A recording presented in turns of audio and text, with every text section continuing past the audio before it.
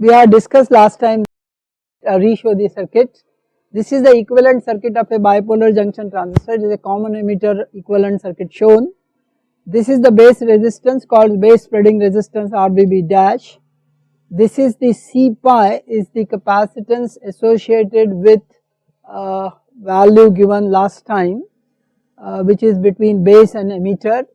Please remember there are two capacitances here, though C pi is only shown. There are two capacitance between base and emitter. Which are the two? One is because of the junction capacitance of the base emitter junction, and the other is diffusion capacitance. Right now it is showing C pi as if it takes care of both, but otherwise we must find whichever is dominant. The sum total is what is going to come in this parallel combinations. Then there is a resistance associated called QIB by KT, which is R pi. Then there is a junction between base and collector, which has a capacitance of reverse bias capacitance of C mu, which has shunted by a huge resistance in the reverse bias of a diode, which is R mu. There is a resistance called spreading resistance to emitter because of the path it takes longer distance to travel to the collector from emitter to real emitter. It's called RES. Then there is a current source. This is the major feature of bipolar transistor. If you have a VB at the input, the output current is GM times VBE, which is larger current than the input current which enters at the base, and since this current will be larger, there will be gain output current by input current. Then there is a output resistance R0, which is essentially the slope of IC/VC characteristics we last time discussed. Then there is a small resistance associated with the collector region itself, which is RC, and there is a capacitance between substrate and the collector, which is called CCS. So this is the equivalent circuit last time we showed, and we also derived it, all the components of it. Quickly we will get into some of the features or some of the numbers, so that you will get an idea what are the kind of numbers. Let us say I am working on biasing. Okay, so the word bias is very important, I keep saying earlier also. If you have the characteristics of a transistor, maybe I will redraw it. If I have a collector current versus VCE drawn at different VB or IB values, okay, this is IB 0, 1, 2, 3, 4, and what did we say? This is a DC current versus DC voltage. So what we say that if I fix my VCE, that is if I have a transistor, this is all right now shown NPN, okay, and I have a small resistance R here, okay, then the current flowing here is IC, and this VCE is essentially VCC minus ICRC RE, call it RL right now. So one can see from here, depending on the value of RL and depending on the choice of IC I make, I can draw this line itself on this graph, and this line, this is VCC and this is ICC RL max. We will discuss this little more detail. This is called load line. This is called load line. I think you have been already known. For a given bias current, let us say IB2, this value VC dash, what we will use is called the current associated with this, let us call it IC bias, VC bias. So if I fix my VC bias for a given IB, I get a fixed IC DC value of collector current. This is called biasing. Okay, we will do little more detail, I just want to use those values. So I am now said this is called the operating point. This is called the operating point, and we are all the time worried. Last time I said choice of my IC is essentially going to decide all my parameters. If you recollect our formulae, you see everywhere IC term is appearing. Q IC by KT is our GM. So IC is therefore a major biasing parameter, capital IC means DC value. Okay. However, what is the outputs we are looking? Small signal values, but the biasing is DC, is that correct? Biasing is DC, which decides all small signal parameters for this circuit. So having shown you this, we did last time something like this. So let me quickly show you, not really calculate anything. A typical, I am biasing such an amplifier circuit is shown is the IC of 1 milliamp, and I bias the reverse bias voltage to 3 volts. VCS I use it 5 volt. I mean these are arbitrary values, don't get that these are the actual values, we will have to evaluate for given data given to us. Okay. Right now take some value. Typical value for junction capacitance CJ E0 for the junction emitter capacitance C pi as what we were looking is 10 puff. And what is this 0 stand for? Zero bias. With the bias change, yes, this value will also change. Okay. And what is this pi 0 E? This is the built-in voltage of base emitter junction. Okay. This is 0.9 volts. What is the value of that? KT by Q ln NA by Ni square. We have done this physics last year. This is that any parameter which is, because if it is a step junction, it is half, it is exponential, it is 1/3 and so on and so forth. So right now I assume it half. Similarly, I calculate the junction capacitance of the base collector, which is around 10 femtofarads. Similarly, for base collector junction, the built-in voltage is 0.5 volt, and eta C for the collector is 1/3. Now you can see why I use half here. Generally, base emitter junction can be made with a step junction, whereas base collector junction is normally, because of the process we do, can be generally exponential or linearly graded. But having given whatever, we can choose any of the values specified. So if it is a linear everywhere, we'll put 1/3 everywhere. If it is other, someone must specify what eta I should use for a given junction you are using. Okay, fine. Similarly, there is a between collector and substrate, the capacitance at 0 bias is 20 femtofarads, the built-in voltage is 0.65 volt, and corresponding eta is 1/3. Okay, so these are the values associated with the capacitances. Then there are other values which will be specified for BJT, which is called beta 0. This is essentially same as AC beta when the input signal is much smaller than 26 millivolt, then we can say beta AC is same as beta DC. Otherwise, you two values will have to specify, we are not working at close to much less than 26 millivolts. So for a large signal analysis, don't use beta 0 and beta DC same, but for a small signal analysis, this number is good enough. So that's equal to 100. Then we say typically base transit time is 10 picoseconds and hourly voltage can be 20 to 100 volts. This is just arbitrary number, 20 volt. What does that 20, if it is less, what is that it means? Which is the value which will become smaller? Anyone? If hourly voltage is smaller, what does that mean? No, output resistance will be smaller, output resistance will be smaller, and that's what we are not looking into. We want output resistance ideally how much?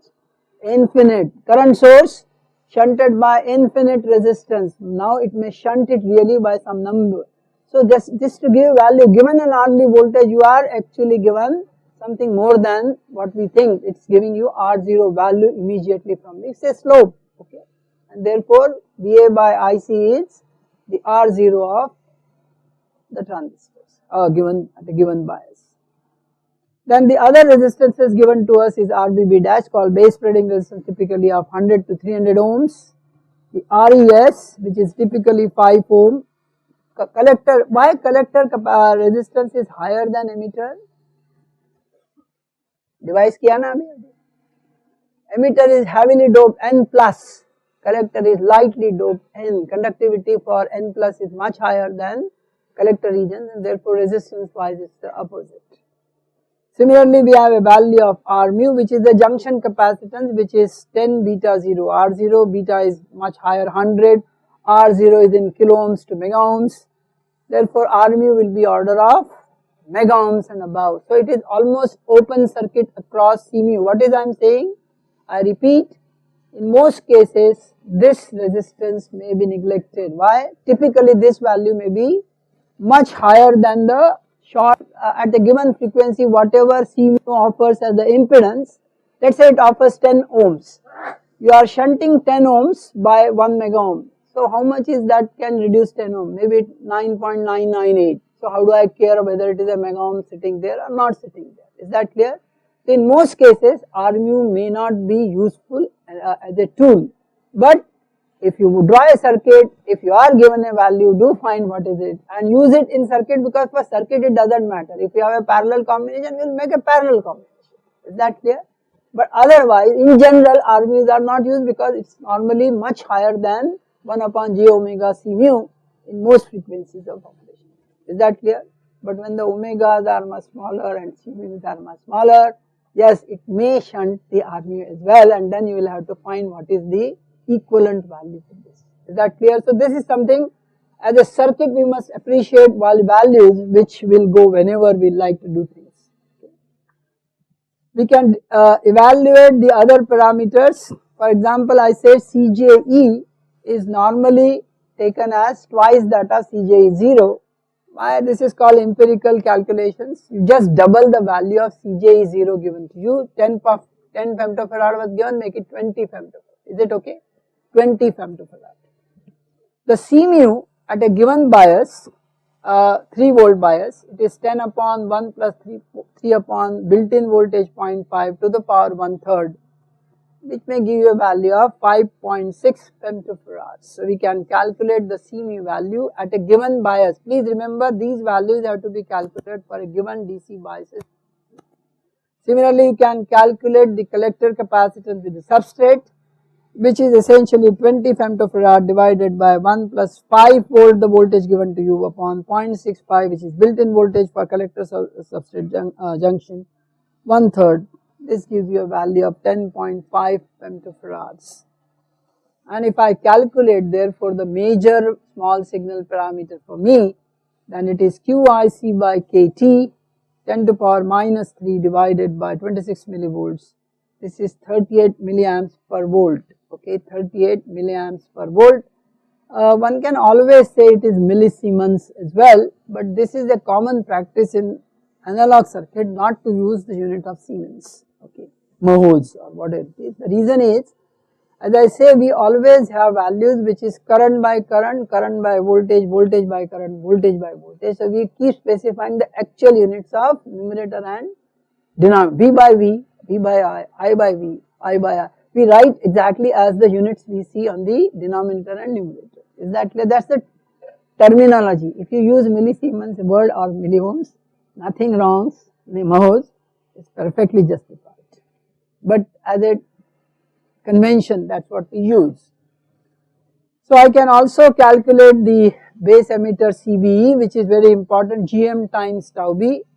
GM is given to you, tau B is given to you, so it is 0.38 picofarad. Please remember this value is so high, point. So if some capacitance is larger, is it across the base emitter junction, is it more important or it is not more important? Smaller capacitance are important or larger capacitance are important?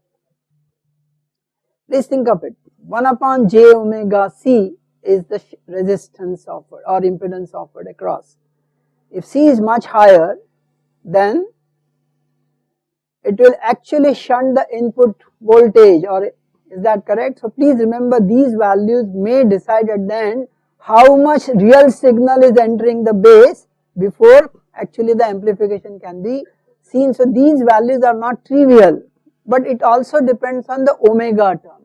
If omega is larger or omega is smaller, these impedance may change. So sometimes it may be dominant, sometimes they may not be dominant, and that's exactly what we are trying to say. That means the response of an amplifier or a circuit is also a function of frequency. Is that correct? And that's most important for us. What is the frequency response? This is all that we are doing is for to finally get a frequency response. Okay. We can calculate therefore the net C pi as CBE plus CJE, which is 0.38 puff. Just we calculated 20 femtofarad is 0.0 picofarad, so it is roughly 0.4 puff is the C pi value. Is that correct? C pi is 0.4 puff. By similar expressions which we already told you, it is R pi, which is beta 0 by Gm, and that beta 0 is 100, Gm is 38 milliamp per volt, so it is around 26 kilo ohm, which is not a very small value. Please remember, R pi is 26 kilo ohms. Is it good or bad? Do you believe the resistance across base emitter should be higher or lower? If R pi across is very low, what will it do? It will short circuit every input signal. Okay, so ideally input impedance should be infinite. It should allow all the input voltage to go. Okay, but how much is that? Therefore, will reduce R pi upon R pi plus other resistances will decide how much is actual VB made available to you. Is that clear to you? So that's most important, what values you are operating. Please remember, R pi has something to do with beta as well as Gm, which is a function of collector current, and collector current is our biasing current. Is that correct? So bias is also going to decide my R pi, bias is also going to decide my Gm, and bias to some extent also decide beta 0, but normally it is treated constant. We can calculate R mu, which is typically 10 times beta 0, R0, which is 20 mega ohm. So you can see this value you can always neglect as far as shunting across CMU is concerned. But if you keep it and solve, nothing goes wrong, numerically automatically that value will take care of itself. Is that correct? So ideally you need not neglect terms, but as an engineering you must remember which terms should be used and which should not be used. Why we want to? Because we are the smartest guys and we like to do calculations maybe by what we call back of the envelope. What is this word I use? Even a small paper, I should be able to tell you roughly how much is this. Okay. To do this, you must guess correctly which values I can neglect. So smallest I can get, I say okay, this is the value. Okay. Because this is the first guess I must do when I actually implement the circuit on a board or in a chip design when I do a actual silicon chip implementation. So this first evaluations can be done by just finding, okay, this is too large, this is it. So this at frequency, this I can neglect. Oh, so gain is so much, this will fall at this. These values are your first guesses in all designs and all analysis. Therefore, you must roughly know these are values, because when you finally evaluate, this should not be far away from these values. This is your check. Okay, how much is that? Okay, 10 megahertz, gain will fall. Okay, now you got 100 megahertz in your actual cal, something you made a mistake, definitely. Is that clear? So first evaluation should be what we call back of the envelope calculation. Envelope being very small, we can be able to do right calculations there. This is engineering. How much to do when is very crucial in designs. Okay. I am making this word design and design again. The reason is at the end of the day, you are not going to do analysis in your career. You will have to design something for others. Okay, if you are paid for it. Okay, obviously you will be paid for it. And since you are an engineer, you will be designing. To do a good design, you must do good analysis first, because you should know what implements, when I implement, what influences what. Okay, and therefore my design has direct connection to what? The analysis I have learned through. So this course will strictly follow more analysis. But why are we doing this analysis? Because at the end, if I have to design, I must know all of it beforehand. Okay, that's the way we think we should do. One of the major parameters which all of you last time I told all of you is the figure of merit of a BJT. It is also called FT, sometimes it is called omega T. What is omega T? 2 pi FT is omega, okay, omega T. So if you, some books say omega T, it is same as FT, because 2 pi is a fixed number, 6.3 this 28, and that's good enough. Okay. So normally either omega T or FT is the value specified to you. If it is frequency or it's in radians, depends on what value people specify. Now what is the definition for it? It's defined as It is the common emitter current gain when it falls to unity. Is that point clear? Ft means I am varying the frequency for this kind of a circuit, okay, and I want to find at what value the beta, which is collector current by the base current, falls to what value? Unity. Why we want to find this value? What does that, why it is called figure of merit? Beyond this Ft, what will happen? IC by IB will be less than 1. So no gain. Why are we doing an amplifier which has no gain? Okay. So that is the maximum frequency of operation which you can use in a circuit. But you should not use Ft really. You should typically use 1 by 10 of Ft in your analysis, in your designs, because Ft is the point at which gain has fallen to 1. So that limit I want to know where is the gain going to 1, and beyond that I will not actually operate any time, and that is why it is called figure of merit. Okay. How do I calculate this, or how do I evaluate? I already said it is going to be common emitter current gain when falls to unity. So I say, okay, I short circuit the output. What does that mean? I make V0 0, but the current is not 0. Please see, collector current is still flowing in a circuit which I declared I0. My input current is II, which is nothing but the base current. Both are AC currents, both are AC current. DC biasing is taken care. Okay. Then beta j omega is defined as I0 by II, IC by IB, and that is a function of frequencies. Input signal is varying with frequency, current is function of, I am actually increasing the frequency, and let us see where, at what frequency this term beta j omega becomes unity, and that frequency will define as Ft. Okay, we want unity current gain. If I have a resistance there are two paths of the currents, that means the actual transistor current is now shared between the resistance and the collector current.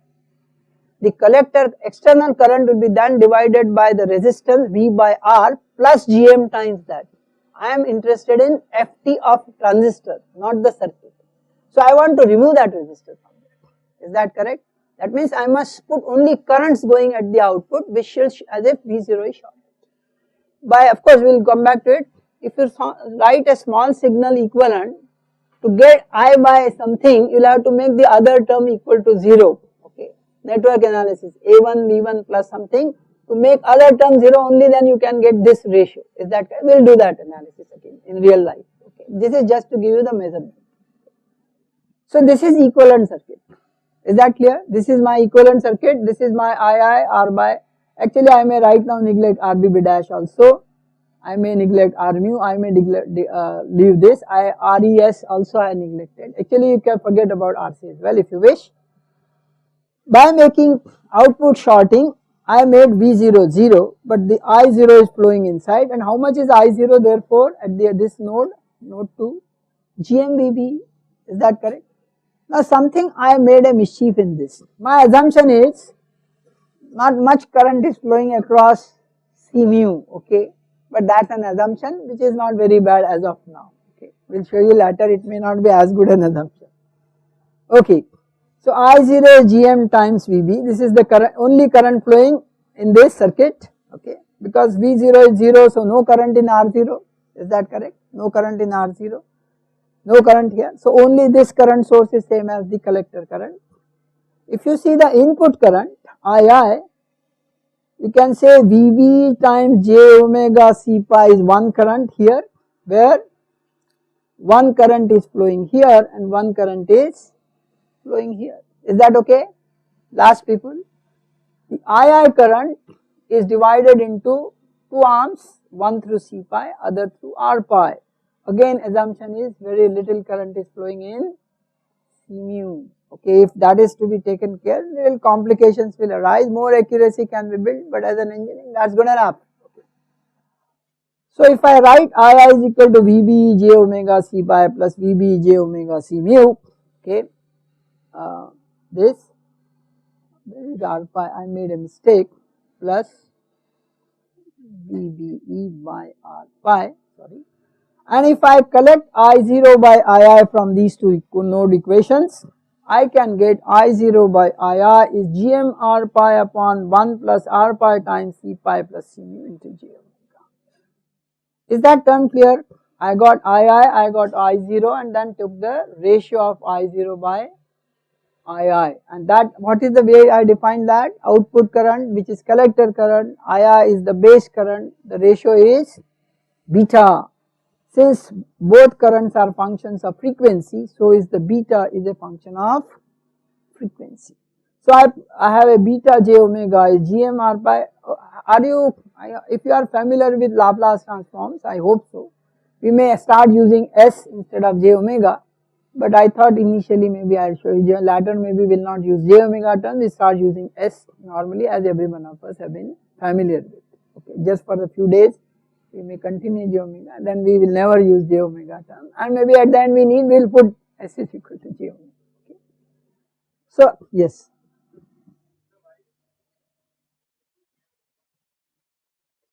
The current going through this is the conductance multiplied by voltage, GV. This is G mu, this current. Okay, I have taken care in this current also. Now in this case, all that I said no current on this side, but this current I have taken. So there are three currents flowing here, one through this. Please remember what is voltage here? 0, V0 I assume 0. So I can find this current, which is VB times J omega C mu, this current, because this voltage is going to 0. So I calculate this current, I calculate this current, I calculate this current. Is that okay? Oh, so that's what I already said, RC, as far as, since there is no other current, there is a RC, I said drop right now. That's what I said, you know. That's what I started, neglect RBB dash, neglect RES, neglect RC. These are parasitics. Right now we are not worried about it. So this I0 by II, is that, last people, is it clear to you? What did I do? I calculate currents here, I calculate current here and took the ratio of the two, and that ratio we know is beta j omega. Okay. Is that okay? So we move further and we say, if I do this, okay, maybe we can keep it here. So now to make this beta j omega equal to 1, what is the condition it will get to me? Let's put at, okay, maybe we'll put a next slide, at omega equal to omega t, we say beta j omega is 1. Now we can say, in normal cases, since omega t is very high, much higher frequencies, in numerical numbers, is this term is stronger than 1?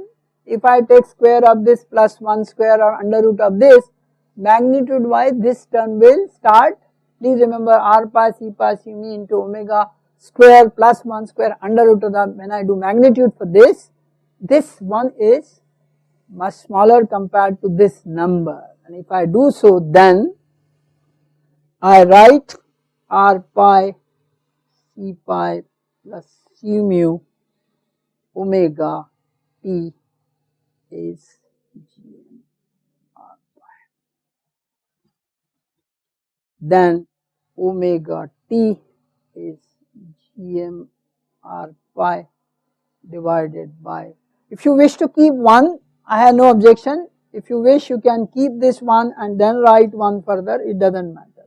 But then there is a 1 upon term comes, so right now I do not want to complicate, so I will just write R pi C pi plus mu. Okay. What is Gm R pi? What is Gm R pi?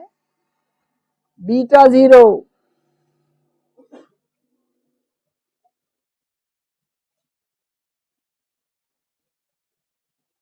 What is beta 0 by R pi?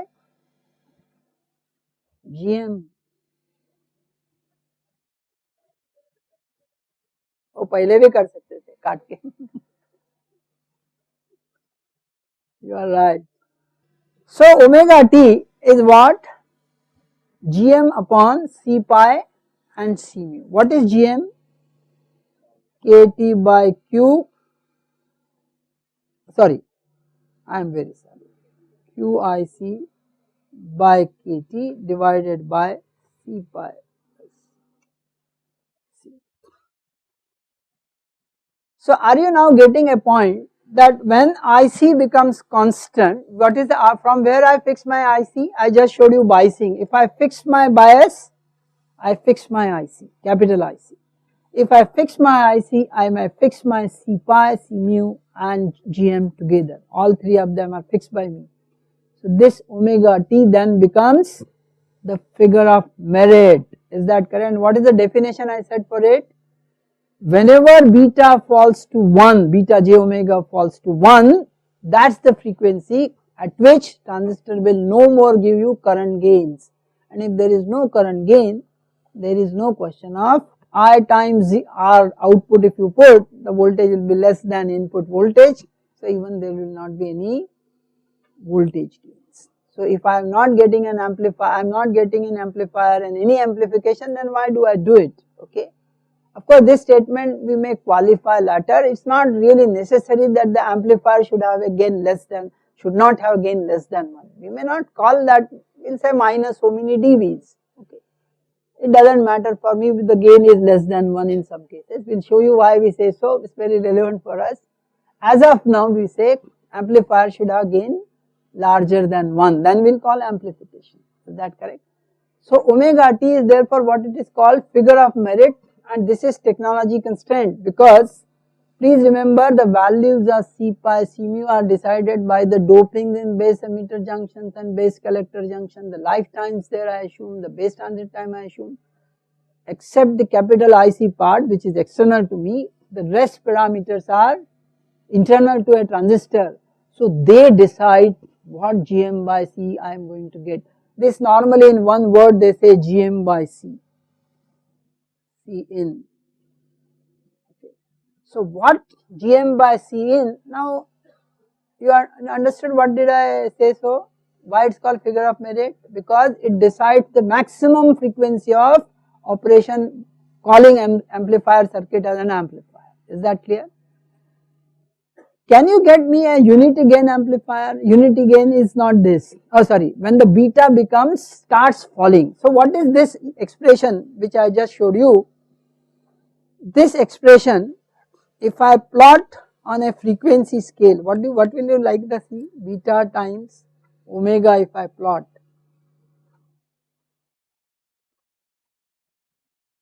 What will happen? You start looking at these expressions. If omega is much smaller, is that correct? If omega is much smaller, this term will be smaller than 1, because C pi, C mu's are femtofarads and something. R pi is kilo ohms only. Is that correct? So at higher frequency, this term will start dominating, but for lower frequency, 1 will start dominating. So how much is the gain at very low frequencies? GM R pi, which is beta 0. So at low frequencies, gain roughly is beta 0. And as you start increasing the frequency, what will happen? The denominator terms will become higher and beta will start becoming lower, and it will fall, it will start falling in a log scale. If you plot, this will start falling. At this point, actually it will go by asymptote, but this frequency, when the beta falls by 3 dB or 1 upon root 2 of this, beta 0 by root 2, 3 dB down, okay, this value is called omega beta. What is this value called? Omega beta. This frequency, how do I calculate? From here you can calculate, find the 3 dB means 1 upon root 2, put this is equal to root 2 and whatever value you will get is called omega beta. It is beta 0 by root 2. Is that correct? Beta 0 by root 2. This omega beta, what is the significance of omega beta and this value omega t? How can they be related? Anyone? Bolo yaar abhi. सोचो अभी क्या relation होगा इसमें. Okay, you do this and find this. Omega beta times beta 0 is essentially omega t. Is that correct? Essentially omega t. So what is the omega beta value? You can immediately, this is of course not exact like this. So how do I calculate omega beta otherwise? I calculate omega t, which is my gm by 2 pi cn, and then just divide by beta 0 and I get my omega beta. And what is this value I should use for? Anyone? What is the beta? Why I am interested in omega beta? Because it is here up to this frequency your amplifier has a reasonable gains available. Is that correct? If you go beyond omega of this, beta will start falling. Still gain, but it will start falling. Is that clear? At omega t, no further gains. Okay. So now can you say that not even 10 times, how much I should have a omega beta roughly will be? Beta will be in 100 or 200. So omega beta will be 100 or 200 of omega t. Omega t may be, let's say 1 gigahertz or something, or 10 gigahertz. 100 or 200 times less of that will be the operating frequency. Is that correct? What is omega beta called? The maximum operating frequency is omega beta for us. Is that correct? Please remember, I can certainly go beyond omega beta as well, till up to what? Omega t.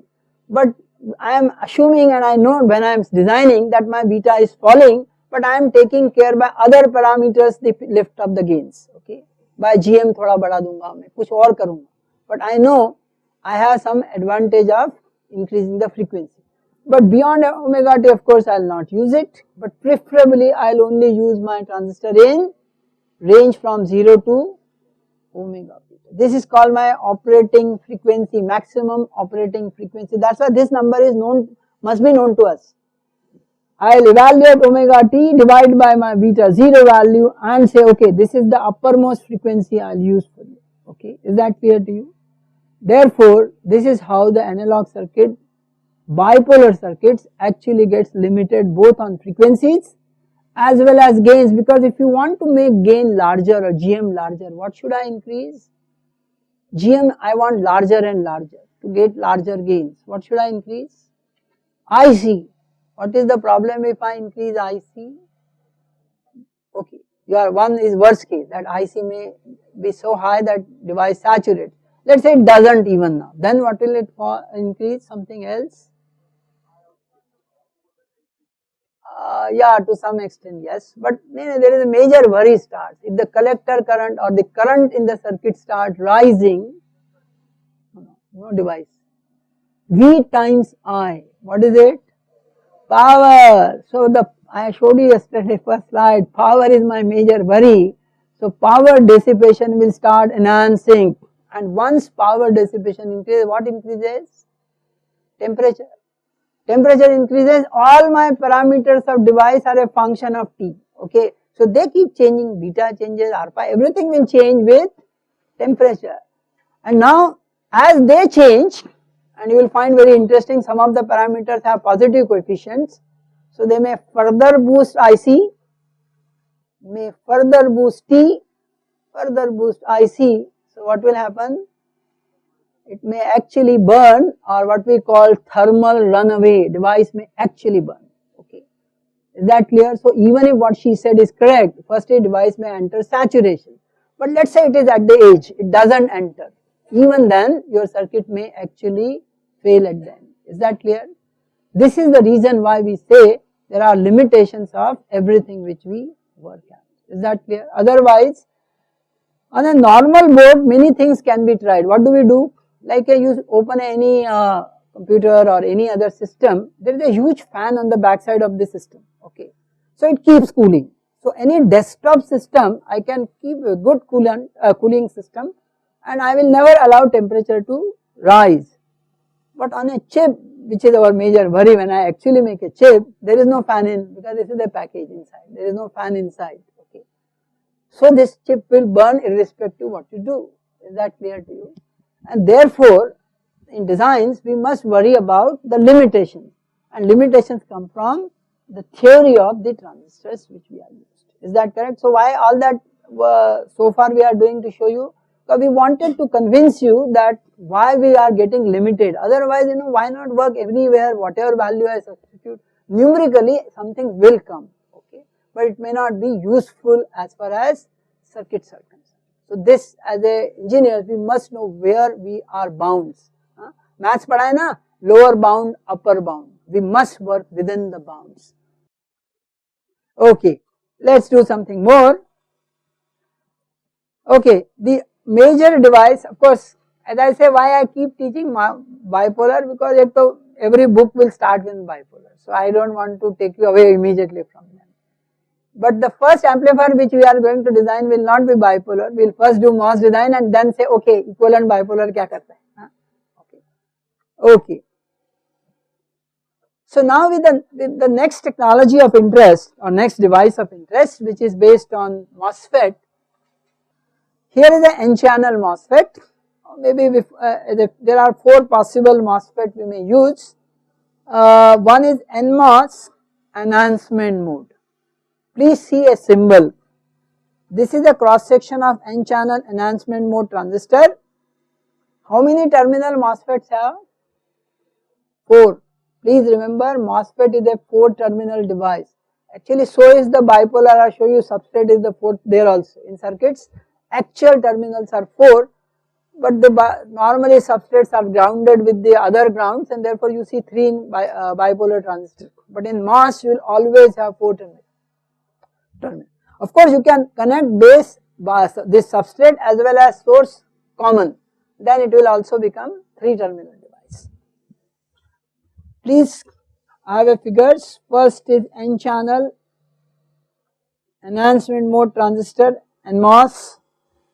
The second is N channel depletion mode MOSFET, and complementary to them is P channel enhancement mode and P channel depletion modes.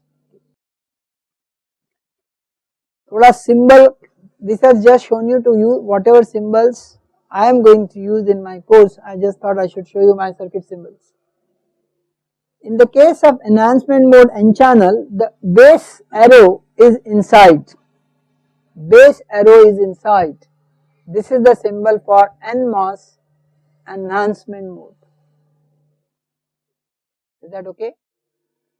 N channel enhancement mode, the substrate terminal arrow gets inside. Okay, that's my symbol.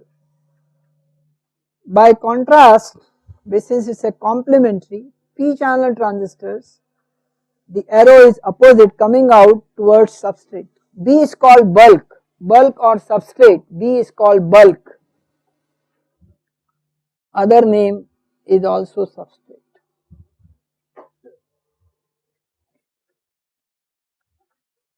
So the arrow in P channel is out, arrow in N channel is in. There are 3 terminals otherwise, gate, drain and source for each of them, and 4th is the bulk. Now what is depletion transistor? You have they discussed? Okay. If the channel pre-exists before the gate voltage is applied, then there is already a current flowing between source and drain independent of gate voltage. Essentially what we are saying is the following.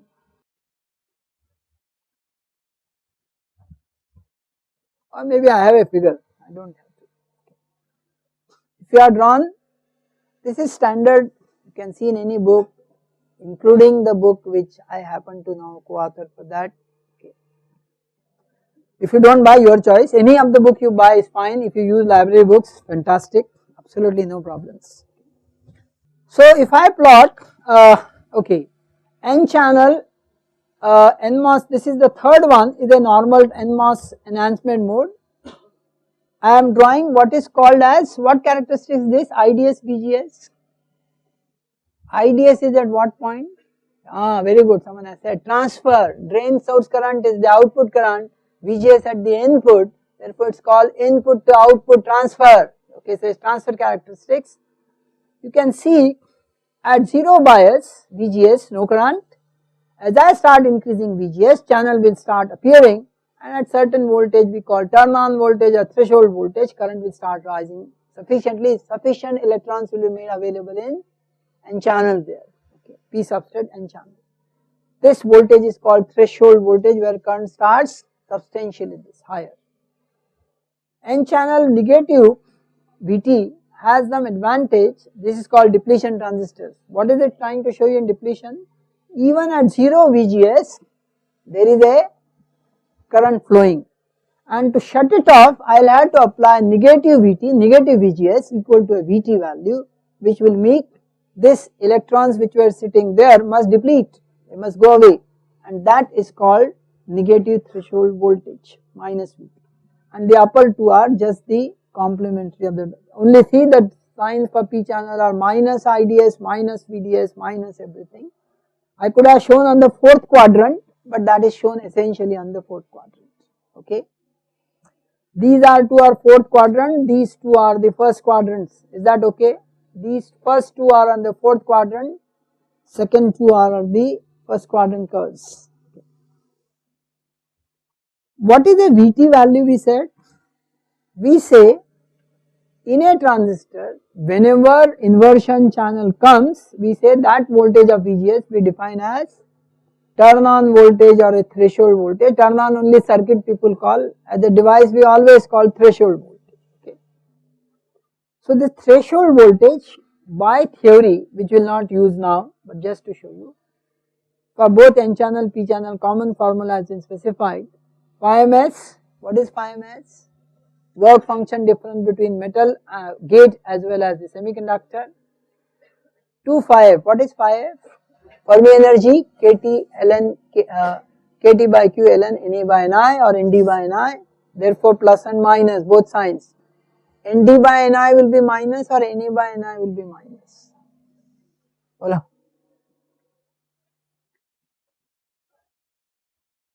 यदि P channel device है, Nd by Ni will be minus, because potential above is negative and lower is positive, opposite happens in both cases, okay. Please remember E by Q is V, but a sign Q has a minus sign, is that correct? Q has a minus sign, and therefore potential energy rise plus means potential negative, energy going down means potential positive. Band diagrams thoda dekh kiya. Okay, this Qox is the fixed charges in the oxide. Normally 99.99 they will be always positive, unless we do some radiation or something, we force it to become lower or minus. Otherwise Qox term is always positive, so this always is negative.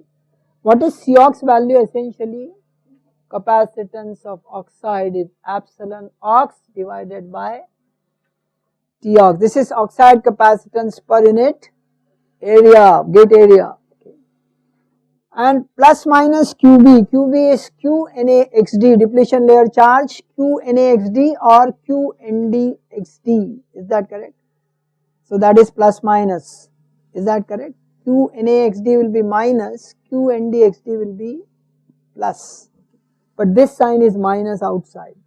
So minus QNaXD will become positive because of the outer minus sign, and plus QNdXD will become minus because of the minus sign. So what is it trying to show you? Vt can be known to us from the device side. I have no control. Once given me a transistor, my Vt's are given to me. I am least bothered. What is phi ms? What are fixed charges? Why they are operating? Why band diagram goes like this or goes like this? Hell to them. So we will now onwards, we will not use these expressions, but just to give an idea that from where they were appearing. Now, typical output characteristics of a bipolar MOS transistor is of this. IDS versus VDS at different VGS values are plotted here. Whenever VGS is less than VT, there is no inversion channel, but there is a small current. What is it because of? VGS is less than VT, so no inversion channel. Firstly, this statement itself is not correct. Why do I say? because the definition of inversion was given when the band bending is equal to 2 times the phi f, but between phi f and 2 phi f the inversion was existing. So one reason was, but assuming it even went to phi, there is still current going on. From where? If you see the device quickly, and that is very in the circuits also now, these are two diodes.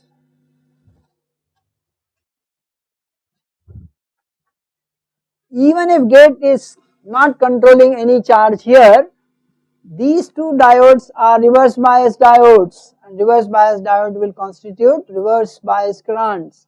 So this is the leakage current, junction leakage current, which is independent of what oxide does or doesn't do. Is that clear to you? These are diode reverse bias currents. So leakage currents are always present independent of. Now what is the first slides I show you? That is becoming now major worry. Since we are scaling, reducing everything, the currents in this are increasing. This saturation currents are increasing enormously because the dopings are increasing. Since these currents are increasing and on currents I cannot increase because size will increase and I am reducing the size. So what is happening?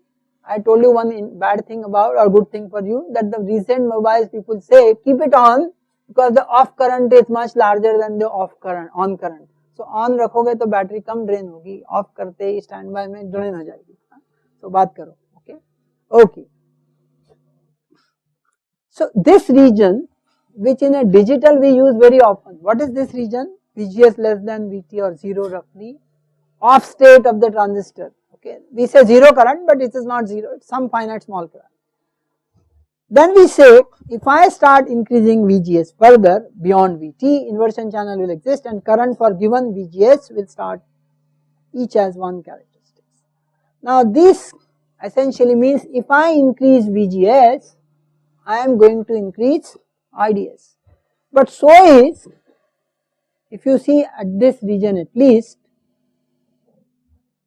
in this region, those slopes are not very much, but there is a finite slope that if I increase VDS, current still increases, marginally.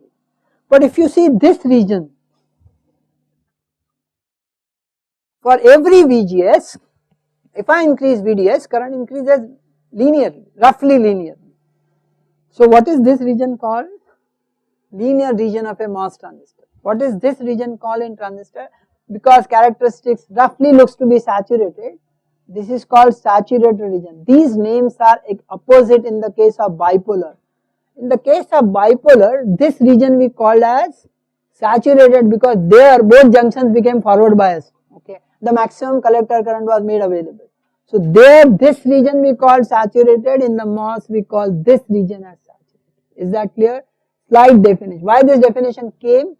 The first difference you should realize between bipolar transistor and a MOS transistor. What is the input of a MOS transistor? We say all the time VGS, that is voltage driven. What is the input in the case of bipolar? Current input, base current. So it's a current driven circuit, I0 by II.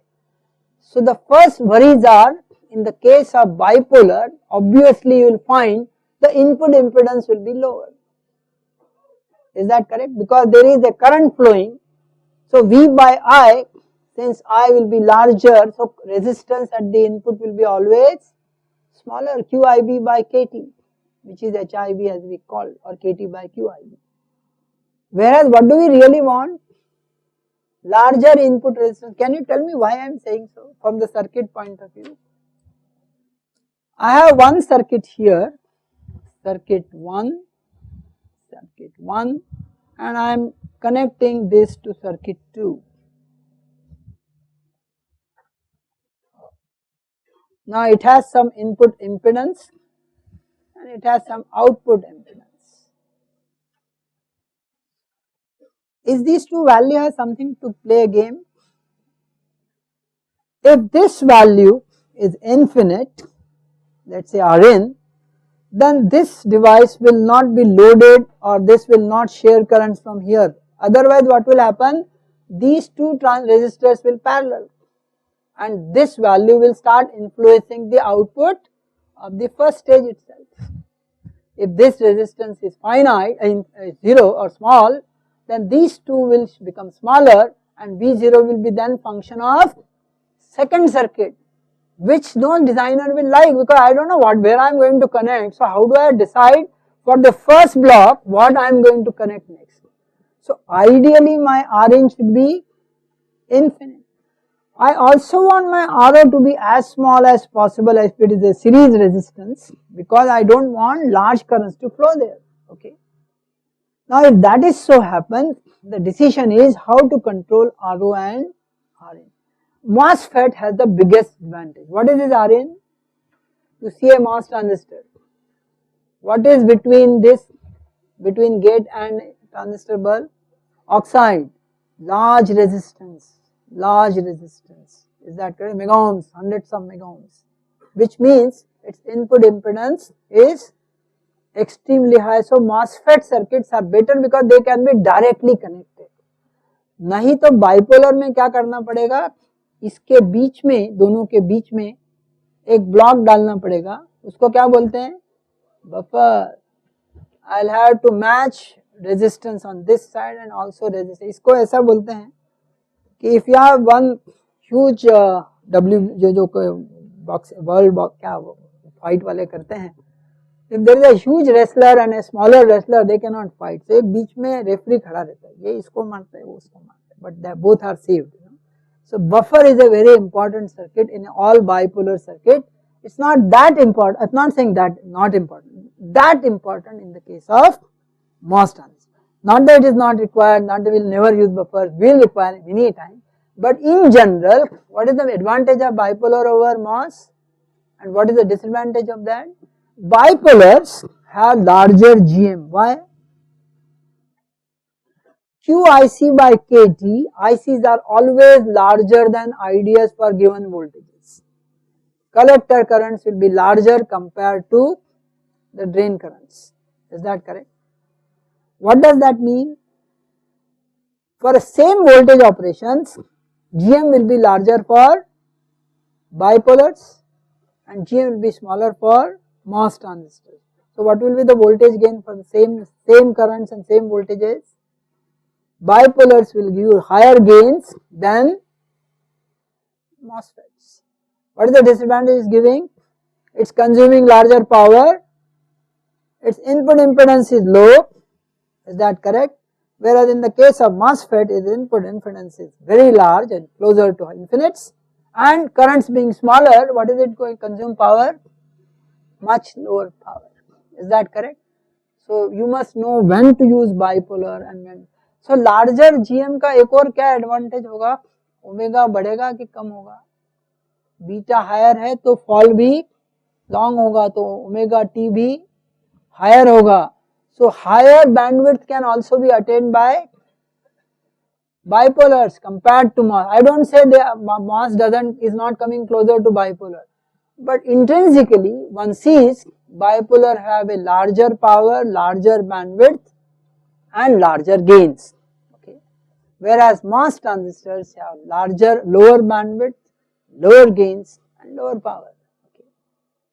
But then we will continue to use everything lower these days because power is our major criteria everywhere. Okay. नहीं तो आपका mobile, laptops, ये छोटे छोटे handheld system है, they will start draining power in next seconds. Is that clear? So we are looking for low power. So that's why I say MOS transistors are preferred blocks compared to this. Of course, this is not only reason, we were looking for digital, which is much better in the case of MOS than in bipolar, and therefore we prefer MOSFETs as a universal device. Is that clear? Universal device. But if I want specific circuits which has a higher bandwidth, higher gain, then I will look for bipolars. I will look for bipolars, and therefore bipolar circuits, though only 6% of the world semiconductor IC market has only 6% bipolars, 94%, and I am told now soon it may be 98% will be MOS and only 2% will bipolar. So maybe after a few years I may not be teaching, but we will not teach bipolar at all. कोई जरूरत ही नहीं है. Okay. Okay. So having told you that this is our mass characteristics, we must operate where? In this region, which is our saturation region. What is the saturation region we are saying, and what will happen in linear mode? We will say in a linear mode, VDS has direct relationship with IDS, so it's a resistive circuit. Okay. I would now prefer that this current may remain roughly constant for given VDS or varying VDS, only should change with VGS. What does that mean? External voltages should not influence too much of the output current, only the input should change, okay, and output should be seen. So I will prefer to work only in this. If I extrapolate these, which unfortunately this length is not good enough for me, if I extrapolate these as I did in bipolar, where they will meet? At a point which is not really early voltage in stricter sense. What do you mean by stricter sense? Because this early effect is not seen in MOSFET really, is that correct? But we say as if they are same, so we say VA, which is early voltage for the case of MOSFET also. By same logic, what will be the R0 for MOS transistor? VA by IDS, okay, will be the R0. So given the biasing IDS, given the early voltage, I know my output resistance. Is that correct? VA by IDS. Please remember, at this point, for example, if I bias, VA plus this much I must add. But I don't add. Why I said you? Because VDD will be how much? 3 volt, 1.5 volt, 1.8 volts. How much will be this? 100 volts, 50 volts. So 50 plus 1.5 divided by so much by so much. 50 by this and 51 by this will not give you much a difference, and therefore we say we normally don't write this plus this divided by this, we just write VA by IDS. In reality, this must be added, okay, this must be added. But numerically, 100 में 1 volt add किया न किया divided by same number will not matter very much. Okay, you have done this theory. I'll just give the expression for you, and then when the transistor is in linear mode. What do you mean by linear mode? Just now I show you this mode. What do you mean by linear mode in transistor? When the channel exists between source and drain throughout. Okay, some symbols may be quickly seen there. Sorry, I think we just repeat. Between source and drain, we have a channel length L. The third dimension, there is no duster here, but okay, maybe this. You can see this is your source, this is your drain, this is your channel length, but this is 3-dimensional device. This is your width, okay. So this width is shown on the third dimensions. My definitions is I always have this axis, X, Y and Z. Okay, this is how I define. So along the Z axis I have the width, along the Y axis I have the length, and I have the depths along X axis. This is how we define in our device theory. So I have a fixed width of the device, fixed channel length of the device, then this oxide thickness Tox is also fixed by the process people. So capacitance of this is also fixed, epsilon ox pi Tox. What is Kox? Dielectric constant of oxide is how much? Silicon ka hai 12, 3.9, okay, or if you are numerically 4 kar sakte ho, but 3.9, okay. What is epsilon 0 value? 8.8, good, very good, 8.854 10 to the power minus 14 farad per centimeter. Please remember another thing, of course this course will not require, in device if I am teaching I insist that you use CJ system and not MK systems, because there is huge problems in microns conversion to meters to down. So here of course use any units. Okay. So channel length, channel width, oxide capacitance, these are the specific given by transistor people. I don't care what the values they specify. Once given to me I will use this. So I derived this expression by a simple theory, mu Cox W by L VGS minus VT. What is VGS? Okay, let me show again. If I apply gate voltage with reference to source which is grounded, with reference to V which is grounded, and I apply VDS at the drain, this is VDS across Y, VGS is across X axis. Is that field effect clear to you? Field effect is clear to you. VGS is along X direction, creating an electric field along this direction. Current is along this direction. The current transport on a lateral plane is governed by field across or orthogonal to it, and therefore it was called field effect. The EX field hai which is controlling the IDS along the lateral line. That's why it was named field effect. Is that correct? So since this is going to control, I see mu is the mobility of the carriers. So should I use N channel device or a P channel device? N channel device, because mu n is much larger than mu p. How much is larger? How much is this mu? N channel or P channel? Can you tell me? No, that ratio is okay, but how much is mu n in the MOS transistors and how much is mu p? The best of mu n you can get in a MOS transistor is 600 centimeter square per volt second. How much? Mu n is the best of the value you can get, 600 centimeter square volt second. Okay. And mu p, as he said, is not even best of it, is 200 centimeter square volt second. So what does that mean? Why this is not 1350 or 1300 and this is not 500? Padha hai na? Saan hai. The electron mobility is essentially in 1300 or 1350, sometimes even 1500 possible, whereas hole mobility in silicon is just 500. Okay. Why this number is so small? It's called surface mobility. There is an oxide surface sitting on the top. There is a lot of recombination going on there.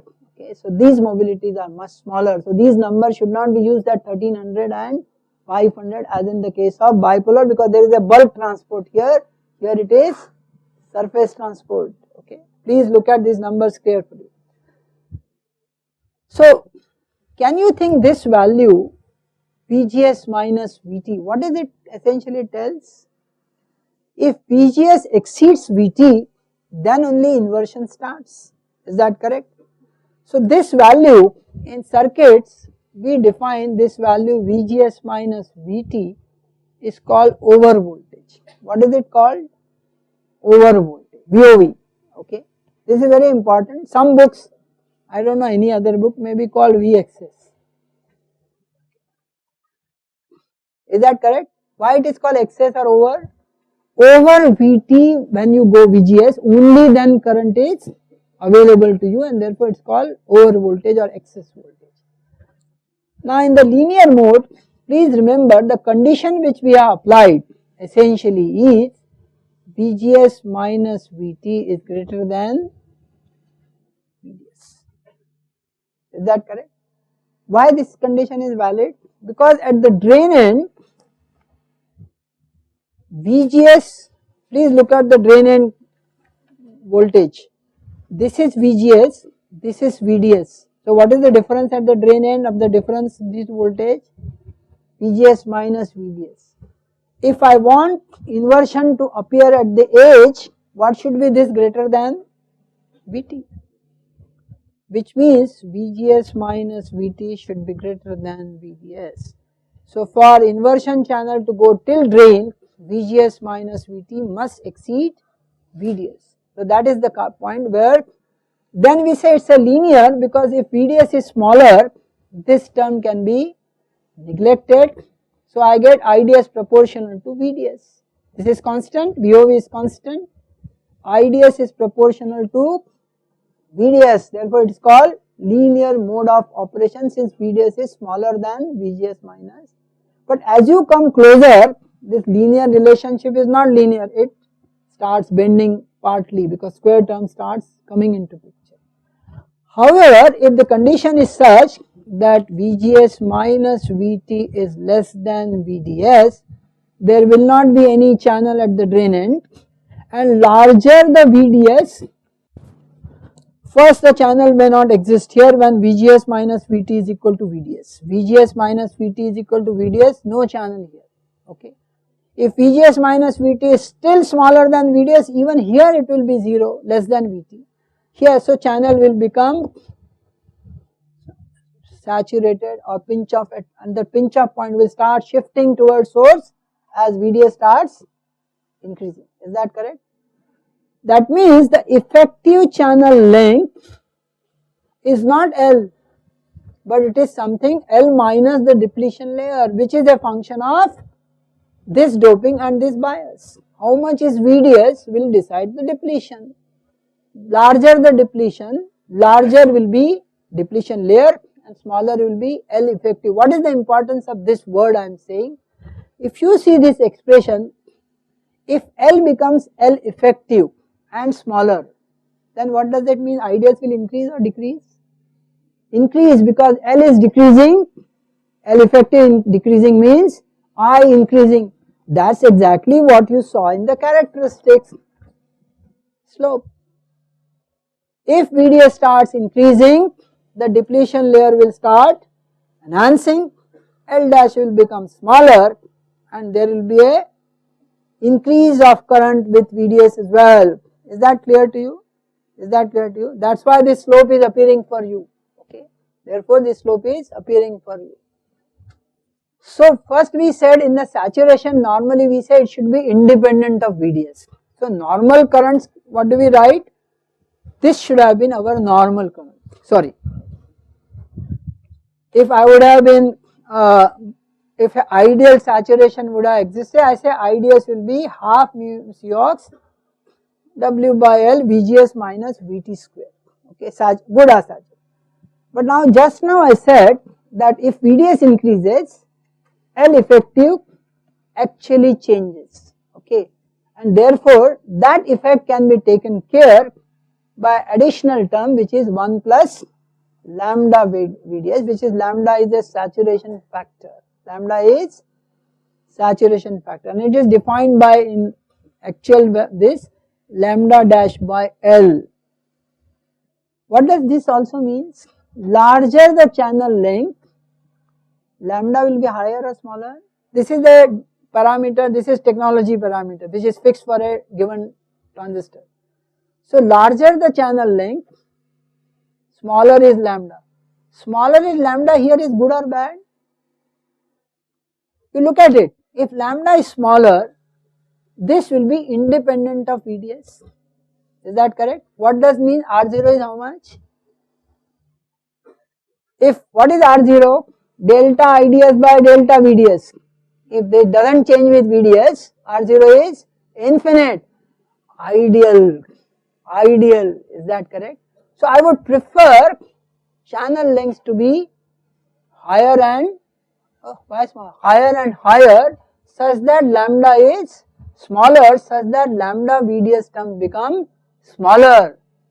But this means channel length larger, if I do, what will happen to actual IDS value? It will decrease. So is we'll see GM will also decrease.